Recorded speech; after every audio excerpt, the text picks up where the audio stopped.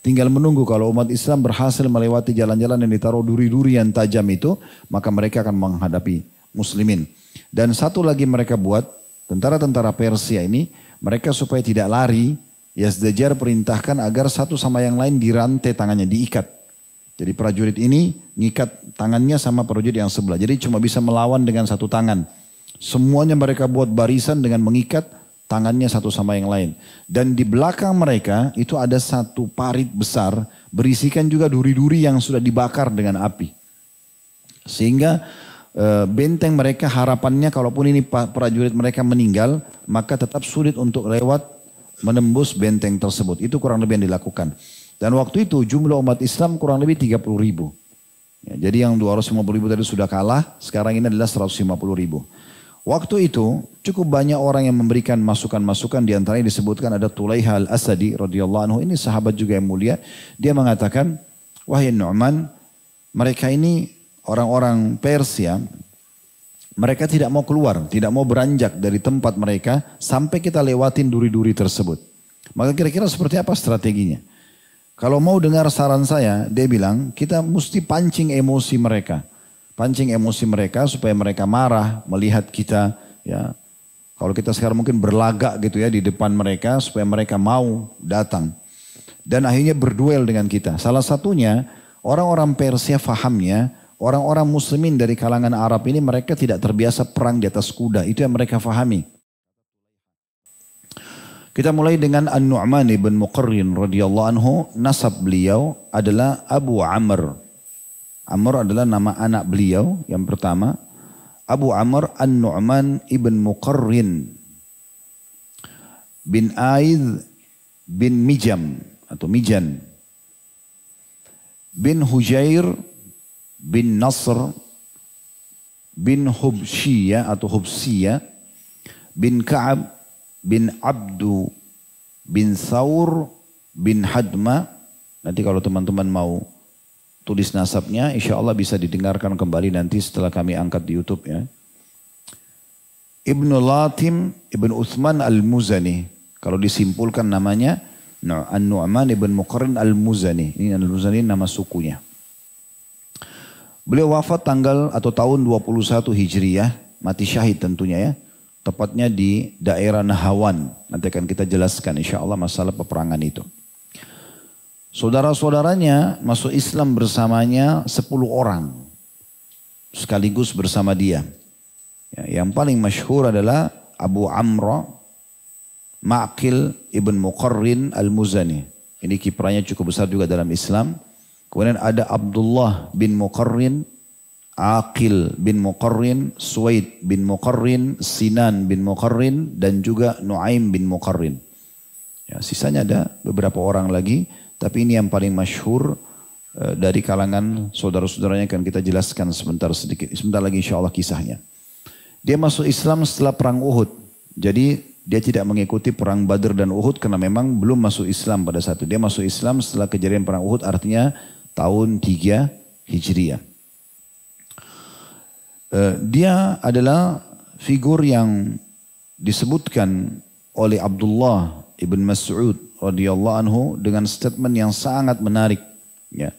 Abdullah bin Mas'ud mengatakan, Inna lil imani buyutan walin nifaqi buyutan. Wa inna min buyutil imani bait ibn Muqarrin.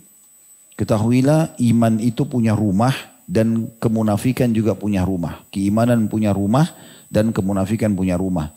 Dan ya sesungguhnya salah satu dari rumah-rumah keimanan itu adalah rumahnya Ibnu Muqarrin atau yang dimaksud adalah Nu'man radhiyallahu anhu. Kenapa Abdullah bin Mas'ud puji seperti ini? Karena memang unik sekali.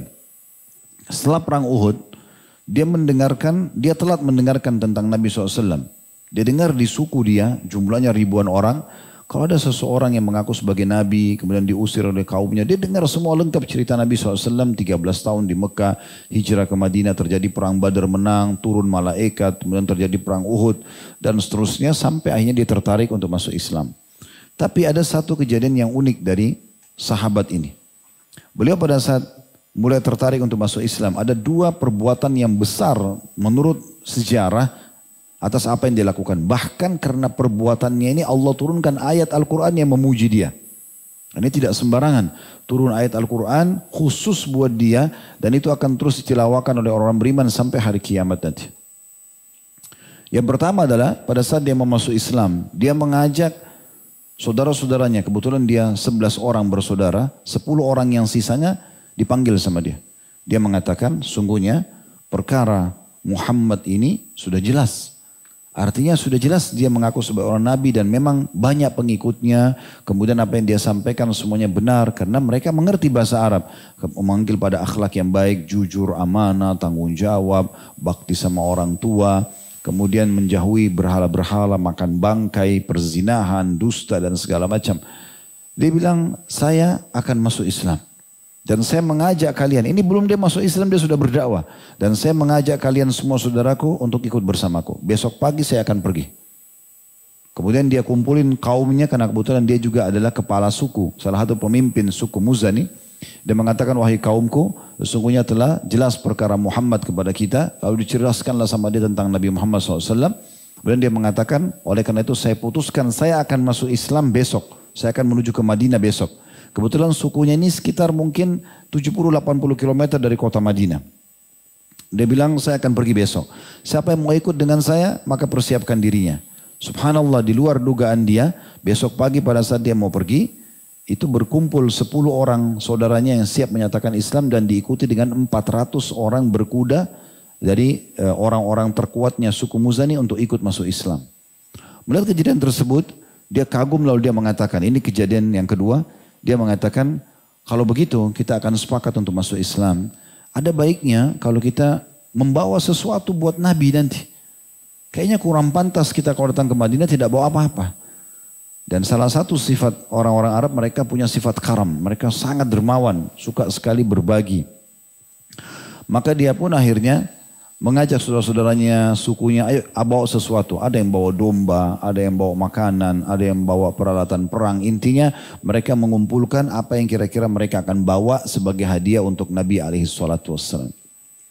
Berangkatlah mereka ke kota Madinah teman-teman sekalian. Begitu tiba di pintu gerbang dan mereka menyatakan mencari Nabi SAW untuk masuk Islam. Maka tersebar berita gembira di Madinah. 400 orang penunggang kuda.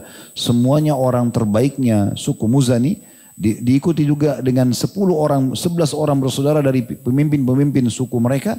Maka ini berita gembira. Mereka terus sebarkan berita gembira tersebut di kota Madinah sampai ke telinga Nabi SAW. Dan sampai juga An-Nu'man dan keluarganya dan sukunya tiba di hadapan Nabi SAW. Dan menyatakan masuk Islam. Serta setelah mereka syahadat semuanya. Mereka memberikan hadiah itu kepada Nabi SAW. Karena dari hati mereka ingin berbagi itu. Karena kejadian tersebut, Jibril alaihissalam turun khusus membawa surah At-Taubah ayat 99.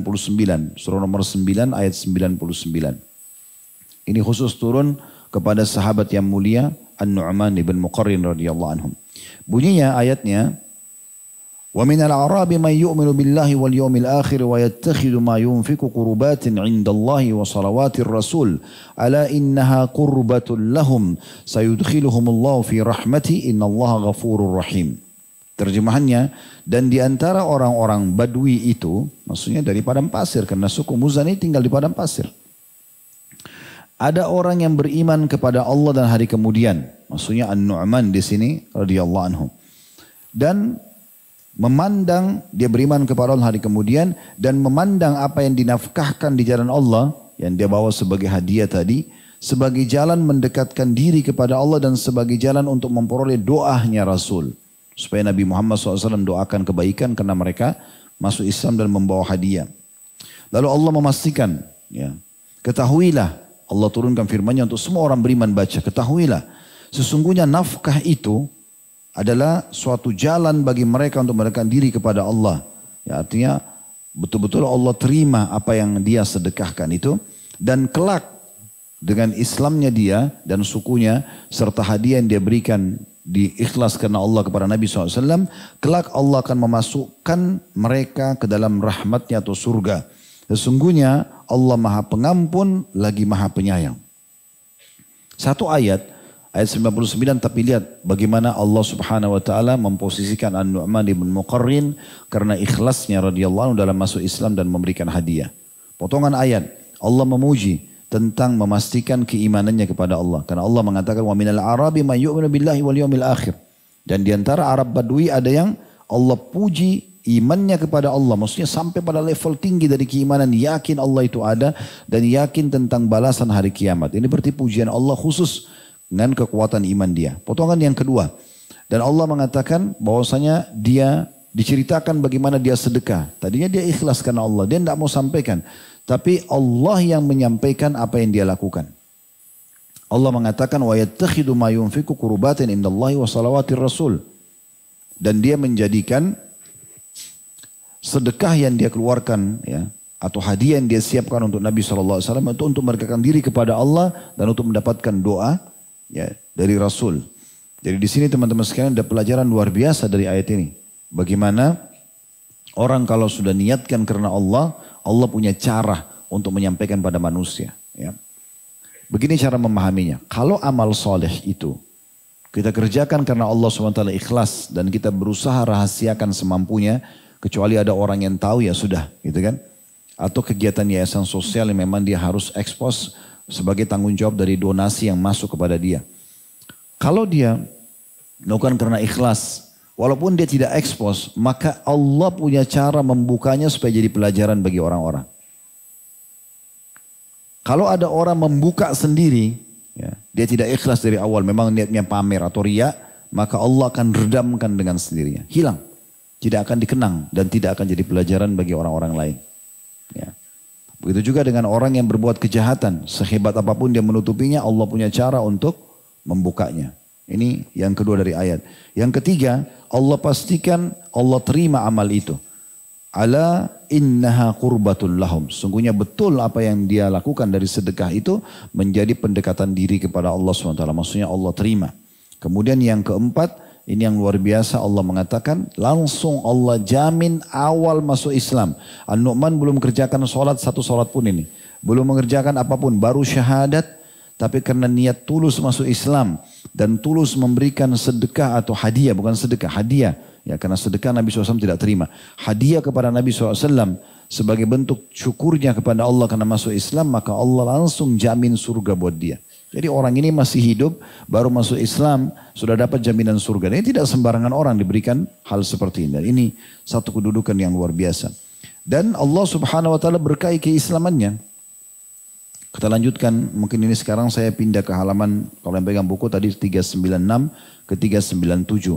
Bagaimana dia menunjukkan keseriusan dalam Islam dengan mencintai Allah, mentaati semua perintah, meninggalkan larangan, mencintai Nabi SAW, mengikuti semua instruksi beliau. Bahkan dikatakan oleh ahli sejarah, dia tidak pernah ketinggalan satupun peperangan Nabi SAW sejak masuk Islam. Jadi perang Khandaq, perang Bani Mustalik, ya, kemudian perang Khaybar, kemudian perang Fathi Makkah, pembebasan kota Makkah, perang Hunain dengan suku Hawazim, perang Tabuk, dan peperangan-peperangan lain yang Nabi SAW ya, lakukan atau ikut serta di situ. Serta juga beliau radhiyallahu anhu ini mengikuti Bai'atur Ridwan.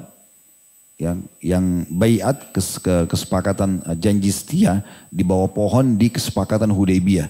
1.400 orang yang pada saat itu hadir dan Nabi SAW menyuruh mereka membai'at janji setia. Karena waktu itu Nabi SAW ditahan oleh orang-orang Quraisy untuk masuk ke Mekah melakukan ibadah umroh setelah perang Ahzab.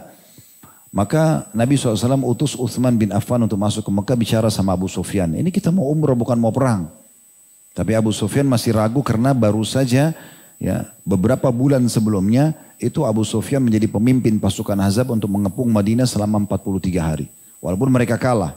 Ya Allah sebutkan dalam zikir kita wahazamal ahzaba wahda, dan Allah mengalahkan pasukan Ahzab sendiri. Itu pasukan yang mengepung kota Madinah 10.000 orang berkuda. Maka Abu Sufyan tidak yakin kalau muslimin tidak mau balas dendam. 1.400 orang jumlah yang besar keluar dari kota Madinah dan mereka pakai senjata. Baju ihram tapi bawa pedang. Waktu ditanya kepada Nabi SAW, kenapa engkau bawa pedang kalau gitu hai Muhammad? Kata Nabi SAW, berjaga-jaga. Mungkin di tengah jalan ada yang menyerang kami. Walaupun kami mau umroh. Tapi ini kami janji senjata kami akan letakkan di keluar kota Mekah. Penting kami masuk umroh. Nah karena Abu Sufyan satu suku Umayyah dengan Uthman bin Affan, maka Uthman diutus untuk negosiasi. Tapi rupanya Uthman telat kembali. Nabi SAW pada saat itu mengumpulkan semua sahabat lalu mengatakan kalau Uthman tidak kembali, mereka menawannya atau mereka membunuhnya, maka kita harus ambil janji setia. Lalu Nabi SAW berdiri di bawah sebuah pohon, kemudian membaiat atau mengambil janji setia semua sahabat. Mereka siap membela Nabi SAW, membela agama Allah ini hidup ataupun mati. Maka semuanya salaman dan memberikan baiat, dikenal dengan baiatur ridwan. Baiat yang mendapatkan keridhaan dari Allah Subhanahu wa taala, ya. Maka Nabi SAW setelah mereka membaiat semua mengatakan, ketahuilah tidak ada satupun kalian yang membaiat di bawah pohon ini kecuali dijamin masuk surga. Dan Nu'man ibn Muqarrin termasuk salah satu dari 1.400 tersebut. Sebagian ahli sejarah mengatakan 1.399. Karena waktu itu 1.400 orang ada satu munafik yang ikut dan memang dia tidak mau baiat. Makanya dalam buku-buku sejarah disebutkan Nabi SAW berkata, sesungguhnya kalian semua akan masuk surga kecuali orang yang sembunyi di belakang unta merah itu. Jadi ada satu orang munafik, dia sengaja sembunyi-sembunyi di belakang unta karena tidak mau baiat. Dia pikir Nabi nggak lihat. Maka Nabi SAW mengatakan kalian semua masuk surga kecuali yang sembunyi di belakang unta merah itu. Jadi dia ikut dalam semua peperangan-peperangan bersama Nabi alaihi salatu wassalam. Namun memang tokoh kita ini di buku yang sedang kita bedah tidak terlalu banyak menceritakan tentang kiprahnya bersama Nabi SAW kecuali tentang bagaimana dia masuk Islam dan turun ayat kepada beliau lalu disimpulkan semua peperangan Nabi dia ikut termasuk mengikuti baiat ridwan. Nah seperti itu. Nah kiprah yang lebih banyak disebutkan adalah kiprah setelah meninggal Nabi SAW. Ternyata ini ujian yang berat ya. Kalau orang memang masuk Islam hanya karena Nabi saja maka bisa saja dia murtad. Setelah Nabi SAW meninggal, seperti banyak terjadi dari suku-suku Arab yang mereka murtad setelah meninggalnya Nabi SAW. Tapi di sinilah ujian yang berat dan dilihat apakah imannya benar atau tidak. Ternyata Nu'man radhiyallahu anhu menunjukkan luar biasa. Dia patuh pada Abu Bakar, dia ikut dalam peperangan-peperangan bersama Abu Bakar. Begitu juga dengan Umar dan terakhir dia meninggal mati syahid di salah satu peperangan pada saat penaklukan Persia di masa Umar radhiyallahu anhu. Dan beliau memang minta untuk mati syahid. Baik. Di sini akan kita jelaskan tentang masalah salah satu peperangan yang dia ikuti bersama Abu Bakar radhiyallahu anhu pada saat memerangi murtadin atau orang-orang yang murtad dari agama Islam. Ya. Terus munculnya nabi-nabi palsu, munculnya Musailam al-Kadzab ya, dari suku Bani Hanif. Ya. Kemudian munculnya Sajah ini. Sajah ya pakai H sebenarnya. Ini adalah seorang wanita juga yang sempat mengaku sebagai nabi tapi pengikutnya tidak terlalu banyak. Kemudian ada Al-Aswad, ya, Al-Unsi dan juga Tulaiha. Ini mereka semua mengaku nabi-nabi palsu dan diperangi oleh Abu Bakar. Nah, An-Nu'man ibn Muqarrin selalu berada di saf pertama dalam pasukan Abu Bakar. Dan salah satunya disebutkan bahwasanya Abu Bakar pada saat memerangi murtadin, orang-orang yang murtad dari agama setelah meninggalnya Nabi SAW. Dan beliau memerangi satu persatu nabi-nabi palsu itu. Nah pasukan yang ada dipimpin langsung oleh Abu Bakar pada saat itu memerangi suku Abs, Murrah dan Zibyan. Itu diikuti oleh An-Nu'man ini. Dan An-Nu'man radhiyallahu anhu dipilih oleh Abu Bakar untuk menjadi pemimpin atau penjaga pasukan di sayap kanan. Kemudian Abu Bakar juga memilih saudara kandungnya yang bernama ya, Abdullah ibn Muqarrin di sayap kiri pasukan. Dan juga Abu Bakar memilih saudaranya yang ketiga namanya Suwaid bin Muqarrin itu di bagian belakang. Jadi tiga bersaudara ini betul-betul dijadikan sebagai ya, pendamping pasukan Abu Bakar pada saat itu. Tentu di sini diceritakan tentang kisah peperangan tersebut. Saya simpulkan pada saat itu Abu Bakar datang berusaha untuk menyerang suku-suku ini. Ya, kemudian pada saat itu mereka coba mengacaukan pasukan muslimin karena pasukan muslimin pakai unta pada saat itu ya. Maka mereka menggunakan ada satu griba atau wadah dari kulit yang mereka kalau tiup ngeluarin suara yang aneh ya, dari atas gunung. Kemudian mereka lemparkan gribah itu atau alat yang dipakai dari kulit untuk semacam trompet dilempar ke arah unta-unta kaum muslimin dari atas gunung. Sehingga unta-unta ini ketakutan. Dan unta itu sampai pulang ke Madinah pun masih trauma dengan itu. Ya, mereka ketakutan tidak mau mendekati lembah yang harus dilewati untuk memerangi orang-orang yang murtadin ini. Tapi subhanallah pada saat itu Abu Bakar radhiyallahu anhu mengatur strategi perang bersama Nu'man, tokoh kita ini. Maka diaturlah strategi. Kalau unta-unta ini diamankan dulu, kemudian mereka umumnya berperang dengan tidak menggunakan tunggangan. Dan pada saat itu Abu Bakar tidak tidur semalam suntuk dengan para sahabat. Mereka memohon kepada Allah SWT kemenangan. Dan An-Nu'man lalu diletakkan keesokan harinya di sayap kanan ya, pasukan. Dan saudaranya Abdullah di sayap kiri. Serta di bagian belakang Suwaid. Semua Ibnu Muqarrin, tiga-tiganya untuk mendampingi pasukan tersebut. Dan selepas sholat subuh, ya, yang tadinya pasukan orang-orang musuh yang mengira Abu Bakar sudah pulang ke Madinah dengan pasukannya, ternyata tiba-tiba mereka kembali dan menyerang suku tersebut dan berhasil mengalahkan pasukan musuh dan tumpaslah pada saat itu orang-orang yang murtad dari agama Islam. Ini kurang lebih kiprah An-Nu'man bersama Abu Bakar dalam memerangi ya orang-orang yang murtadin. Tentu ini mungkin ada bahasan khusus cukup panjang ya. Kalau kita mau rentet satu persatu, berapa jumlah pasukannya, kemudian pada saat keluar dari Madinah seperti apa, menuju jalur mana, ini ada kajian sendiri dalam kajian tarikh atau sejarah. Tapi kita sedang membahas tentang kiprah tokoh kita. Kita harus merucut ke bahasan tentang kiprah tokoh kita. Jadi cukup ke dia saja. Karena kalau kita ceritakan peperangan ini secara rinci tidak akan cukup 2-3 jam pun. Karena peperangan cukup besar. Korban dari muslimin, korban dari orang kafir. Mereka bersembunyi di benteng mana. Apa saja senjata yang digunakan pada saat itu cukup panjang. Setelah Abu Bakar meninggal radhiyallahu anhu, maka Umar pun menjadi khalifah. Dan Abu Bakar memimpin dari tahun 11 sampai tahun 13. Lebih banyak menyelesaikan fitnah internal. Memerangi penolak zakat, ya, orang-orang yang murtad dari agama Islam, nabi-nabi palsu. Semua ini selesai tuntas dalam 2 tahun. Bahkan Abu Bakar sempat membentuk pasukan di akhir hidup beliau. 2 pasukan, pasukan satu menuju ke utara Jazirah Arab, yaitu negeri Syam. Tepatnya sekarang Palestina ini. Jordania, Libanon, Syria dan Jordania, Palestina, Syria dan Libanon. Ini 4 negara dulu namanya negeri Syam. Nah negeri Syam ini ya, Abu Bakar bentuk pasukan untuk menyerang itu. Dan juga membentuk pasukan yang lain untuk menyerang ke arah timurnya Jazirah Arab. Tepatnya wilayah kekuasaan Persia. Nah kalau di utara itu kekuasaan Romawi. Kalau di baratnya itu adalah kekuasaan Persia. Dan ini dulu 2 negara adik kuasa yang berkuasa di muka bumi pada saat dua-duanya punya pasukan besar. Ya. Dan salah satu peperangan mereka yang pernah terjadi antara Romawi sama Persia ini disebutkan khusus-khusus. Allah sebutkan atau namakan surahnya Ar-Rum. Surah tentang Romawi, surah nomor 30 dalam Al-Quran. Dan diceritakan tentang prosesi peperangan tapi sedikit, cuma beberapa ayat di awal-awal surah ini. Yang jelas setelah itu Abu Bakar meninggal di tahun 13 Hijriah. Umar dinobatkan oleh muslimin menjadi khalifah. Nah di sini Umar dari 10 tahun, dari tahun 13 sampai tahun 23. Nah Umar di sini radhiyallahu anhu melanjutkan misi Abu Bakar. Dan misi ini ya ada 2 tadi saya bilang ke negeri Syam, yaitu pasukan dibentuk untuk menyerang menaklukkan sebagian wilayah Romawi. Kemudian ke baratnya ke Persia untuk melakukan wilayah kekuasaan orang-orang Persia. Romawi waktu itu beragama Nasrani dan Persia penyembah api atau dikenal dengan Majusi. Ya. Bahkan mereka menganggap raja mereka waktu itu sebagai Tuhan. Baik, dalam peperangan-peperangan ini cukup banyak yang harus dipersiapkan tentunya. Tapi ada satu hal yang luar biasa ya, yang perlu kita garis bawahi dalam sejarah jihad dan peperangan kaum muslimin.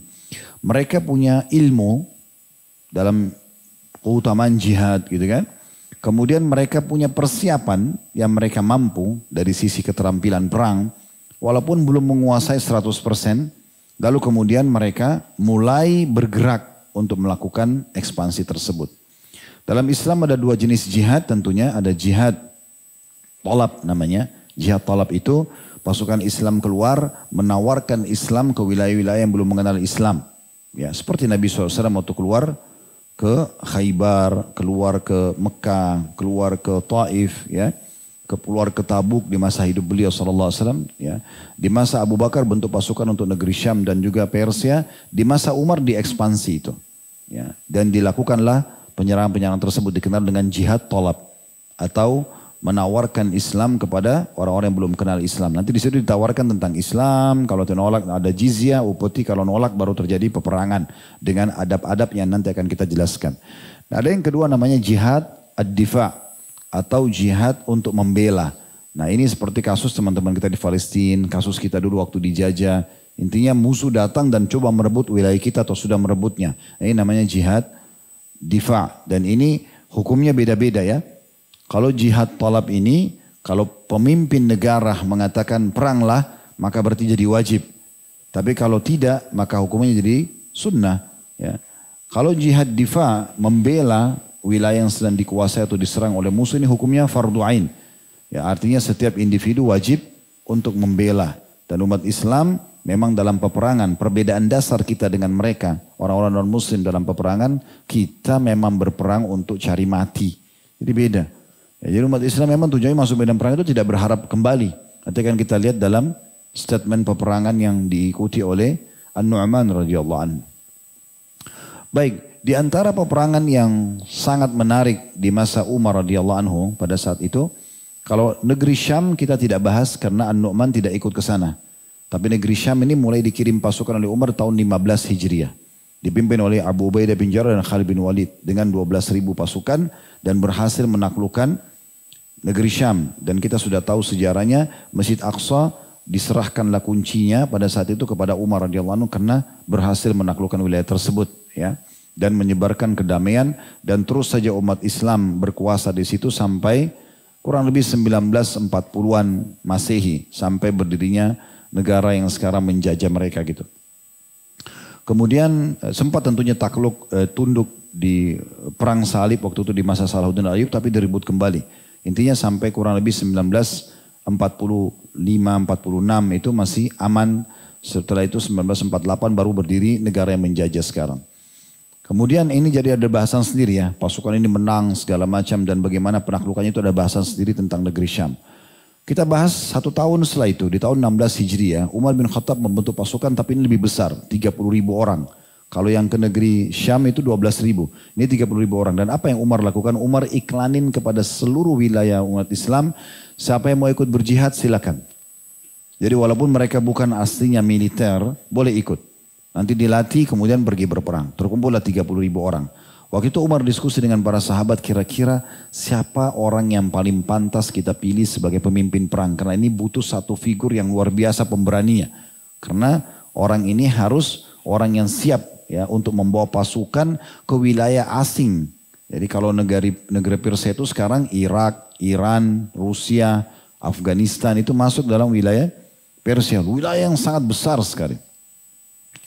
Maka akhirnya mereka diskusi satu sama yang lain, keluarlah cetutan dari satu atau ide dari satu sahabat, orang yang paling tepat adalah Sa'ad bin Abi Waqqas. Ini sudah kita jelaskan pada saat kita sebutkan tentang kisah sahabat yang mulia. Bisa antum kembali ke serial, saya lupa urutannya berapa, tapi Sa'ad bin Abi Waqqas. Dipilihlah beliau, lalu beliau memimpin pasukan 30.000 menuju ke negeri Persia. Nah pada saat masuk ke wilayah negeri Persia, pertama kali pasukan 30.000 ini berhadapan dengan 250.000 orang. Ini bukan jumlah yang sedikit ya. Dan Sa'ad sempat mengutus beberapa orang sahabat untuk melihat kekuatan mereka. Ada 2 sahabat yang diutus, mereka melihat pasukan 250.000 terbagi. Ada bagian depan, ada yang tengah, ada yang bagian belakang ya. Dan jumlahnya itu terbagi gitu kan. Di bagian depan itu sekitar ya 70.000 pasukan. Kemudian di bagian tengah ya, itu kalau tidak salah sekitar 90.000 pasukan, baru ini sudah 160.000, sisanya 90.000 lagi itu di bagian belakang. Nah sahabat 2 orang ini pada saat lihat, mereka diskusi, ini 70.000 jumlahnya, kita 30.000. Tapi yang satu bilang ini kalau lihat jenis pasukannya, pakaian mereka ini cuma bagian depan, masih ada pasukan tengah. Kita jalan lagi, mereka jalan lagi, menemukan lagi ada 90.000 orang pasukan, bagian tengah. Mereka taunya bagian tengah itu karena ada logistik, ya, ada makanan dan segala macam. Kemudian mereka bilang ini masih ada lagi di belakang. Dicari lagi di belakang masih ada 90. Jadi jumlahnya 250.000 orang. Terjadi peperangan yang sangat luar biasa. Ini sudah sempat saya jelaskan waktu itu ya. Tapi saya berikan gambaran sedikit lagi.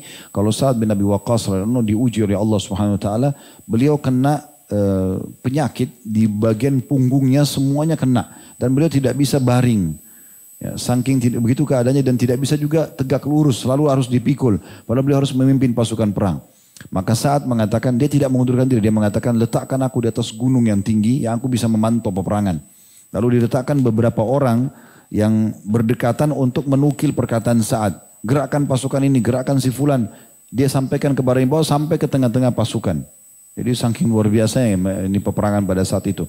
Maka Sa'ad pun sambil terbaring tengkurap menyaksikan peperangan, dia lihat jumlah pasukan dari jauh, ada hikmah jadi tahu bagaimana strategi, bagaimana pengaturan pasukan karena dari jauh dilihatnya, bukan datar. Lalu Sa'ad pun mengatur strategi perang sahabat, siapa yang maju duluan, sayap kanan, sayap kiri dan seterusnya. Dan termasuk yang ditunjuk oleh Sa'ad sebagai salah satu pemimpin bagian perang adalah An-Nu'man ibn Muqarrin radhiyallahu anhu ajma'in. Ringkas cerita terjadi peperangan besar pada saat itu dan akhirnya dikenal juga dengan perang Qadisiyah. Ya. Penaklukan Persia di awal-awal gitu ya. Kalau tahun Masehinya sekitar 636, 635 Masehi ya. Tapi ini kurang lebih kalau di Hijriah tahun 16 Hijriah. Yang jelas pada saat itu menang peperangan. Dan Yazdajar ini adalah raja pada saat itu, raja Persia. Dia kaget pasukannya sekian banyak kocar-kacir 250 ribu orang dan sebagian besar melarikan diri mundur dari kancah peperangan karena terbunuh kalau tidak salah dari mereka itu sekitar 30 ribu atau 40 ribu orang di saat itu. Maka dia pun memotivasi para pemimpin perangnya untuk melawan umat Islam di saat itu. Dan Umar bin Khattab mendapatkan berita gembira tentang kemenangan lalu beliau mengatakan kalau begitu mulai maju lagi, disuruh maju. Dan waktu itu pasukan Persia berkumpul di satu wilayah namanya Tustur, dikenal dengan benteng Tustur ya. Di Indonesia biasa disebut Tustar, ada beberapa buku tapi sebenarnya dia dalam bahasa Arab Tustur. Makanya sebagian ahli sejarah mengatakan sungguh sejarah membuktikan tentang keberanian laki-laki muslim kami itu di benteng, runtuhnya benteng Tustur. Kenapa? Karena benteng Tustur ini kekuatan intinya kerajaan Persia pada saat itu. Dan dia berada di atas gunung dan dikelilingi dengan dinding-dinding yang sangat kuat pada saat itu. Pasukan muslimin bergerak dipimpin oleh Sa'ad yang memerintahkan Al-Nu'man ibn Muqarrin menjadi bagian depan pasukan. Bergerak menuju ke lokasi tersebut. Lalu pada saat itu An-Nu'man disuruh memimpin khusus seluruh wilayah Kufah, wilayah di Irak yang berhasil ditaklukkan. Itu dipimpin pasukan dari situ menuju ke Tustur tersebut. Dan begitu tiba di satu lokasi karena Sa'ad menunjuk Nu'man sebagai pemimpin pasukan, terserah kamu mau ambil keputusan seperti ada. Apa yang penting segera datang dan kepung Tustur tersebut. Begitu tiba karena pasukan Persia tidak tahu kedatangan Nu'man dengan pasukannya, langsung saja An-Nu'man menyerang pada saat itu di satu wilayah namanya Roma Hurmuz ya. Itu disebutkan juga di halaman 399 ya. Intinya terus terjadi peperangan besar di bawah kepemimpinan An-Nu'man ibn Muqarrin radhiyallahu anhu sampai berhasil ya memenangkan peperangan tersebut dan benteng Tustur takluk. Ini benteng Tustur terkenal sekali. Antum kalau ketik di Google ceritanya cukup jelas kok, bisa dibaca tentang penaklukan tersebut.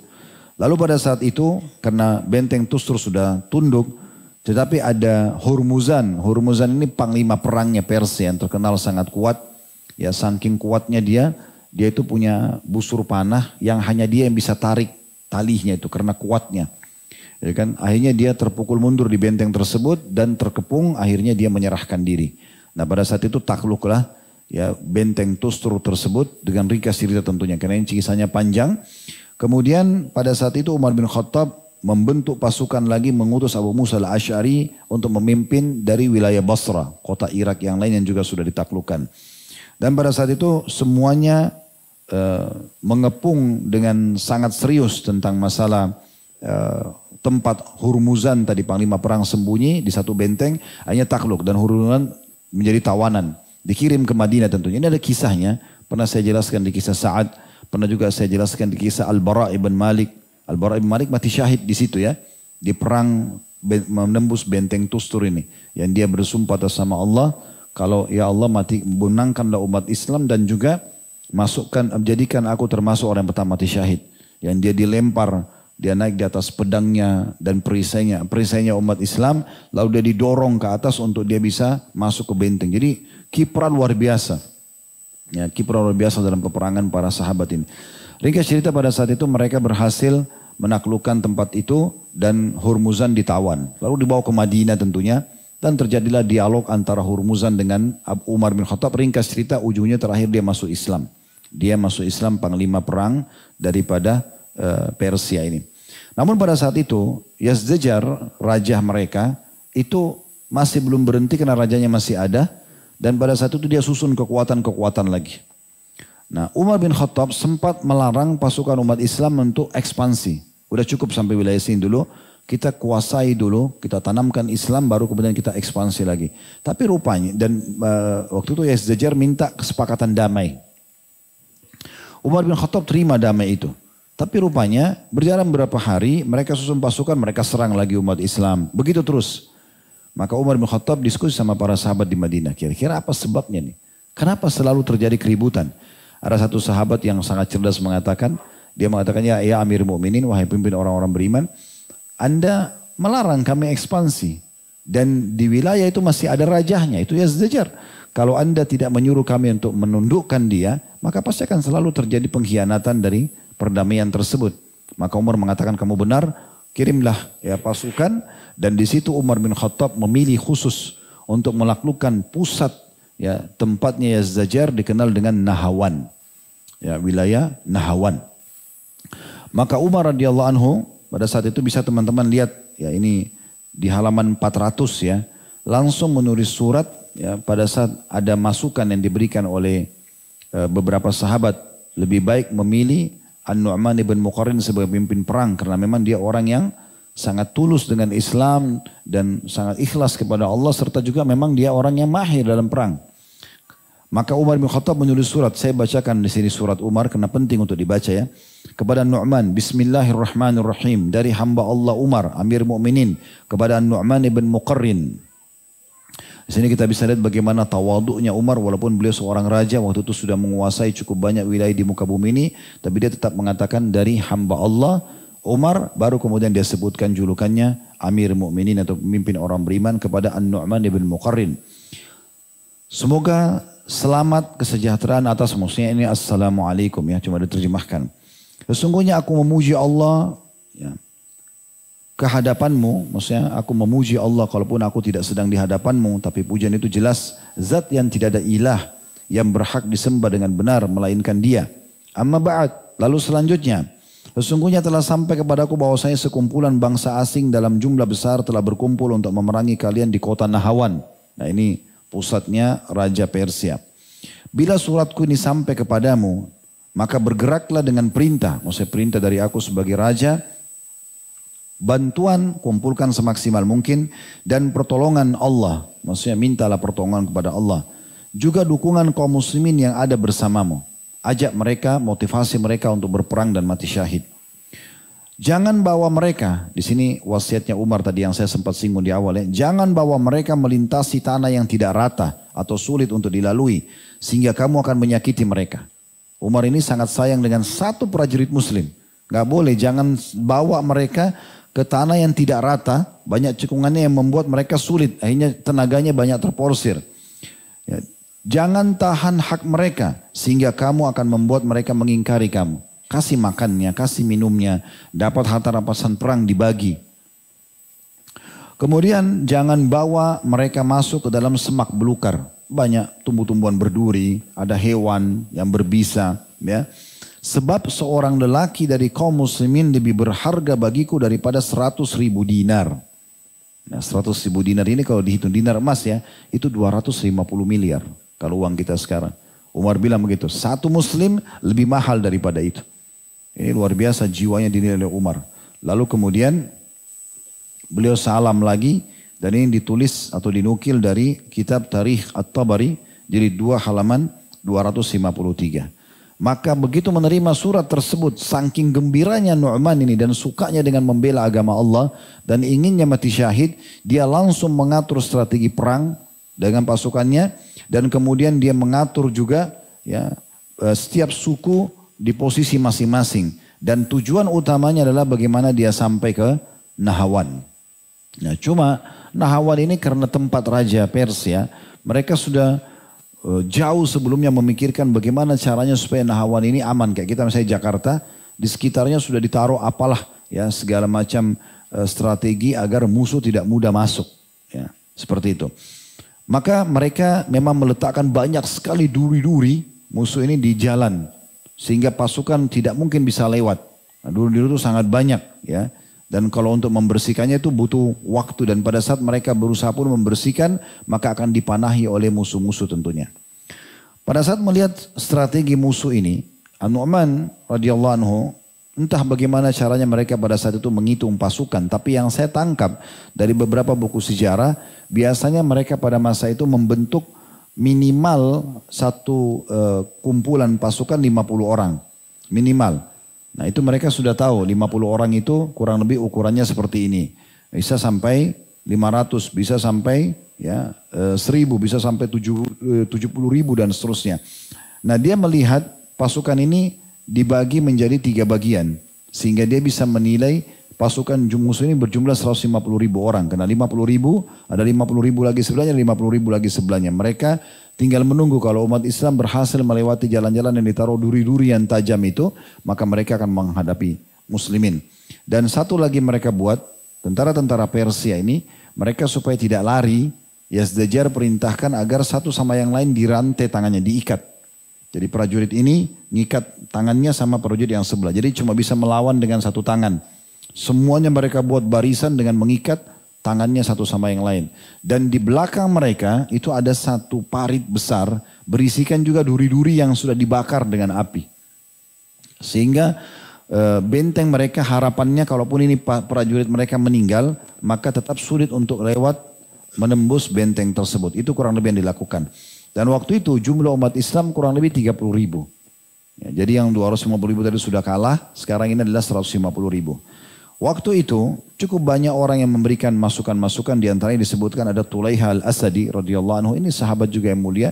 Dia mengatakan, wahai Nu'man, mereka ini orang-orang Persia, mereka tidak mau keluar, tidak mau beranjak dari tempat mereka sampai kita lewatin duri-duri tersebut. Maka kira-kira seperti apa strateginya? Kalau mau dengar saran saya, dia bilang kita mesti pancing emosi mereka. Pancing emosi mereka supaya mereka marah melihat kita. Ya, kalau kita sekarang mungkin berlagak gitu ya di depan mereka supaya mereka mau datang.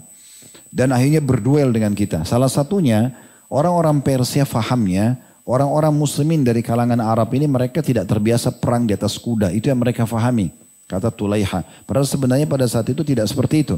Umat Islam sudah terbiasa perang di atas kuda gitu ya. Tapi kata Tulaiha, kita gunakan pemahaman mereka itu. Kita sekarang coba tampil dari atas kuda, mendekati duri-duri tersebut dan menantang mereka lalu kita pulang. Seperti itu. Supaya mereka tamak. Oh rupanya orang-orang yang tidak mahir perang di atas kuda mau tantang kita nih. Dan pada saat itu memang prajurit-prajurit dan pasukan Persia itu terkenal sangat mahir dalam perang di atas kuda mereka. Bahkan mereka punya pasukan gajah. Waktu pasukan umat Islam pertama kali ini bukan di perang ini ya. Perang sebelumnya itu pasukan Islam orang-orang Arab kan pakainya unta. Nah, waktu unta lihat gajah, belum pernah lihat sebelumnya, unta-unta muslimin lari. Kena ketakutan gitu. Sampai datang Ka'ka' radhiyallahu anhu, ditarik oleh Umar bin Khattab dari negeri Syam, pulang sini kuatkan pasukan umat Islam di Persia. Maka dia lihat, oh ternyata unta-unta ini ketakutan. Maka dia buat satu strategi justru membalik bagaimana supaya gajah yang ketakutan. Dia buat satu kayu yang dibuat tinggi, kemudian dibuat seperti kepala. Ya, kayak gambar bentuk kepala aneh gitu yang ditaruh sehingga unta itu kesannya jadi tinggi. Itu hanya untuk mengelabui gajah saja. Didatangkan kemudian gajah itu akhirnya betul ketakutan, gitu kan. Dan beberapa orang sahabat ada yang sempat membunuh gajah-gajah tersebut dengan melemparkan tombak ke arah matanya sehingga jadi kacau. Dan gajah itu seperti umumnya pasukan gajah juga disebutkan pada saat strateginya Abraha ya. Waktu Abraha mau hancurkan Ka'bah itu kan ada satu gajah pimpinan. Yang memang kalau gajah ini maju, semua maju. Kalau mundur-mundur. Memang begitu cara mengatur rupanya pasukan gajah itu. Yang saya pernah jelaskan di Sirah Nabawi. Kalau Abraha kan punya satu gajah yang waktu itu buku sejarah disebut namanya Mahmud. Ya. Nah gajah ini kalau bergerak maju semua yang lain. Kalau mundur-mundur. Maka Mahmud ini tidak mau bergerak menyerang Ka'bah waktu itu. Jadi semua gajah yang lain duduk. Nah seperti itu. Nah ini gajah-gajah induknya pimpinan disakiti. Maka mereka jadi kacau sampai akhirnya banyak melukai pasukan Persia pada saat itu. Yang jelas Tulaiha waktu itu memancing dan diterima. Diterima oleh Nu'man saran tersebut. Dan akhirnya sempat ya dimajukan pasukan untuk mendekati duri-duri tersebut dan menggunakan kuda sambil menantang. Tapi mereka tidak melewati duri-duri tersebut, hanya sekitar dekat lalu mereka pergi lagi sambil menantang lagi, memancing emosi mereka. Nah waktu itu karena begitu dilakukan beberapa kali dan umat Islam akhirnya kesannya tidak berani. Mereka tangkapnya umat Islam takut, tidak mau lewatin duri-duri. Lalu Nu'man mengatakan setelah beberapa kali lakukan itu tinggalkan lokasi. Kesannya waktu itu kalau orang tinggalkan lokasi berarti dia sudah takut dan mundur. Nah pada saat itu akhirnya mereka pasukan Persia ini melihat oh ternyata umat Islam sudah tidak ada karena mereka sudah pulang. Dan beberapa mata-mata mereka mengikuti ternyata dilihat umat Islam sudah pergi jauh. Dengan begitu mereka dengan sendirinya mengambil duri-duri itu. Mereka mengirim pasukan khusus yang memang ahli dalam masalah menanam nalo duri-duri itu. Mereka menyisir bersih pada saat itu. Dan setelah mereka sisir bersih di saat itulah An-Nu'man radhiyallahu anhu menyuruh Al-Qa'qa'ah seorang sahabat Nabi yang lain untuk segera memimpin pasukan kuda dan menyerang lokasi tersebut. Nah masuklah duri-duri sudah hilang sekarang bertemu antara pasukan sama pasukan sama-sama. 30.000 pasukan menghadapi 150.000 pasukan pada saat itu. Namun An-Nu'man lihat rupanya mereka atur strategi kurang lebih ini ya. Jadi di depan benteng mereka di Nahawan itu ditaruh mereka meletakkan parit yang cukup besar diisi dengan duri-duri yang tajam yang mereka buat khusus dan itu dipanasi dengan api, disiram minyak dan dipanasi jadi api nyala. Terus di depannya parit itu ada pasukan berlapis-lapis 150.000 jumlahnya, mereka mengelilingi benteng itu sehingga sulit sekali untuk menembus. Belum lagi dari dalam benteng mereka berusaha untuk melemparkan anak-anak panah kepada pasukan yang akan menyerang. Jadi itu kurang lebih gambarannya. Nah pada saat itu Nu'man punya strategi tersendiri. Subhanallah ini luar biasa. Dia tidak mau menyerang. Nu'man hanya buat pasukan umat Islam terlihat. Sudah melewati lokasi duri terlihat. Ya, supaya pasukan yang 150 mau maju menyerang. Dan umat Islam selamat dari jangkauan panah dari dalam benteng. Begitu saja dibuat. Setiap kali dilempari anak panah, umat Islam cuma disuruh tahan pakai perisai. Gak boleh melawan dulu. Nah di situ kalau teman-teman lihat buku di halaman 402, dijelaskan Al-Mughirah bin Syu'bah, seorang sahabat Nabi yang lain. Ini juga sebenarnya ahli perang ya beliau. Anda punya kisah sendiri. Al-Mughirah bin Syu'bah ini salah satu juga orang yang mahir dalam perang. Dia mengatakan kepada Nu'man ibn Muqarrin, kalau saya jadi kamu, saya akan langsung serang saja. Toh pasukan sudah berhadapan satu sama yang lain. Masalah nanti panah mereka jangkau kita ya sudah mati syahid. Maka Nu'man dengan tenang mengatakan, itu mungkin kamu pernah diberikan ke amanah untuk jadi pemimpin, kamu berhasil. Saya juga diberikan amanah, maka saya pun insya Allah akan berhasil. Allah tidak akan sia-siakan kita. Sebenarnya kita diam di medan perang dan hanya menahan tangkisan pedang mereka atau tangkisan panah mereka. Itu salah satu strategi perang saya. Dan sungguhnya saya tidak menunda ini kecuali karena saya melihat Nabi SAW kalau ingin berperang biasanya beliau tidak berperang di awal siang. Jadi kayak waktu menjelang duhur beliau tidak ya berperang dulu. Nanti kalau sudah dekat waktu sholat maka Nabi SAW sholat dulu, habis sholat baru menyerang. Itu yang ditunjukkan oleh Nabi SAW dan saya tidak tunda kecuali itu. Akhirnya musuh-musuh ini melihat oh umat Islam ini penakut. Buktinya mereka tidak mau menyerang. Dan itu yang diinginkan oleh Nu'man. Sehingga pasukan-pasukan tadi yang banyak mengikat tangan mereka. Ada sebagian yang membuka. Kemudian mereka coba mau mengajak umat Islam duel. Gitu. Nah ini yang diharapkan oleh Nu'man. Ya, supaya mereka bubar dari kerumunan tersebut. Dan pada saat itu berhasil ternyata. Nu'man ibn Muqarrin radhiyallahu mengatakan saya akan takbir 3 kali. Selepas sholat duhur. Mereka jamak duhur sama asar di kancah peperangan. Lalu kata Nu'man saya akan takbir 3 kali. Dan setelah saya takbir 3 kali ini maka ikuti saya. Yang pertama kalau saya sudah mulai takbir. Ya itu disebutkan dalam riwayat ya. Kalian telah mengetahui, dia motivasi dulu pasukannya. Kalian telah mengetahui kemuliaan yang Allah anugerahkan kepada kalian melalui agama ini. Dan kemenangan yang telah dijanjikan. Allah pasti akan memenuhi janjinya.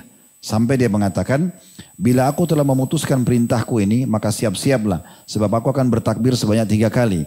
Bila aku bertakbir untuk kali yang pertama, maka hendaklah orang-orang mengikat terompahnya dengan kuat agar tidak lepas dan membenahi diri. Sendal, pada saat itu orang pakai sendal atau sepatu itu kulit ditaruh di telapak kaki, kemudian sisanya diikat dengan tali sampai ke betis. Jadi strateginya adalah bagaimana mengikat tali sendal, biarkan musuh lihat. Jadi kesannya kayak orang masih baru mau siap-siap, padahal sebenarnya mereka sudah siap gitu ya. Kemudian takbir yang kedua, dan pada saat dia takbir maka akan ada yang menyambut sampai ke ujung pasukan kalau takbirnya sudah ditakbirkan.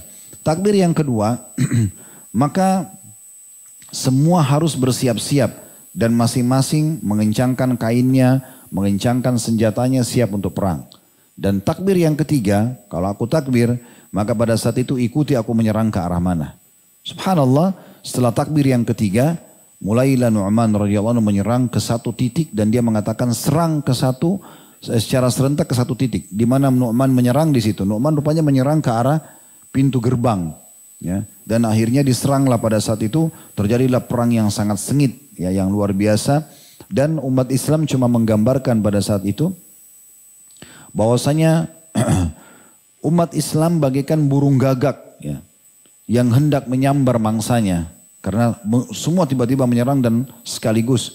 Dan pada saat itu Nu'man sangat bisa dikenali kata para ahli sejarah karena dia menggunakan baju yang berwarna putih dan juga menggunakan peci berwarna putih atau topi berwarna putih. Dan Jubair radhiyallahu anhu mengatakan, demi Allah aku tidak tahu seorang pun dari kalangan muslimin pada saat lagi menyerang yang ingin kembali kepada keluarganya hingga ia mendapat kepastian terbunuh syahid atau menang. Nah, ini prinsip dasar umat Islam itu kan. Bedanya kita dengan pasukan non muslim, kita kalau masuk medan perang harapannya bukan kembali, mati. Gitu. Jadi orang kalau menyerang untuk mati seperti apa kira-kira serangannya? Pasti kan luar biasa. Nah seperti itu kurang lebih gambarannya. Dan ternyata serangan ini sangat luar biasa. An-Nu'man pada saat dia akan pecikkan takbir yang ketiga, sempat dia mengatakan, dan aku berharap ya Allah menyejukkan mataku dengan memberikan kemenangan tembusnya Nahawan ini. Mereka menang dan Allah menjadikan aku termasuk orang yang mati syahid pertama. Maka pasukannya pun mengaminkan dan mereka menangis karena mereka tahu ini panglima perang mereka yang sangat berani gitu. Intinya masuklah ke medan perang dan terjadi peperangan. Jadi peperangan itu dari pagi sampai malam, menjelang malam. Jadi saking banyaknya darah di kancah peperangan sampai tanah di situ menjadi licin. Kena darah semuanya. Dari 150.000 pasukan Persia terbunuh 100.000. Itu luar biasa banyaknya korban pada saat itu. Dan dari umat Islam khilaf di antara sejarah tentang masalah korbannya, tapi antara 2.000 sampai 3.000 orang. Jadi sangat sedikit yang jadi korban dari kalangan muslimin. Tapi saking banyaknya darah, akhirnya Allah Subhanahu wa taala memberikan apa yang diinginkan oleh Nu'man radhiyallahu anhu. Beliau masuk di tengah-tengah kancah itu kena terus menyerang dan banyak darah, akhirnya kudanya kepleset dan jatuh. Akhirnya beliau mati syahid. Dalam beberapa riwayat disebutkan ada anak panah yang mengenai pinggang beliau dan akhirnya beliau mati syahid. Tapi ada satu sikap yang menarik sekali pada saat itu yang diambil oleh saudaranya.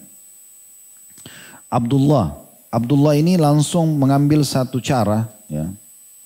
Atau ada yang mengatakan Nuaim, ada yang mengatakan Ma'qil.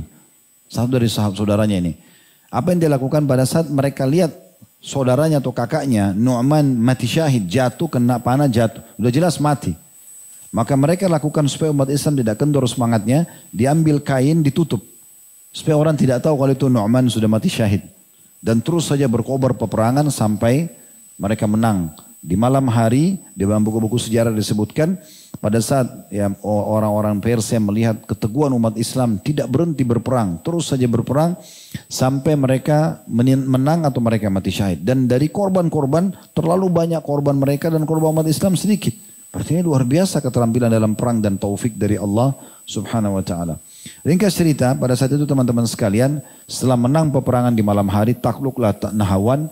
Sebagian panglima pasukan perang mengatakan, di mana pemimpin kami? Baru pada saat itu Ma'qil, ya, radhiyallahu anhu, saudaranya yang mengatakan, dia buka kainnya, dia mengatakan, inilah pemimpin kalian.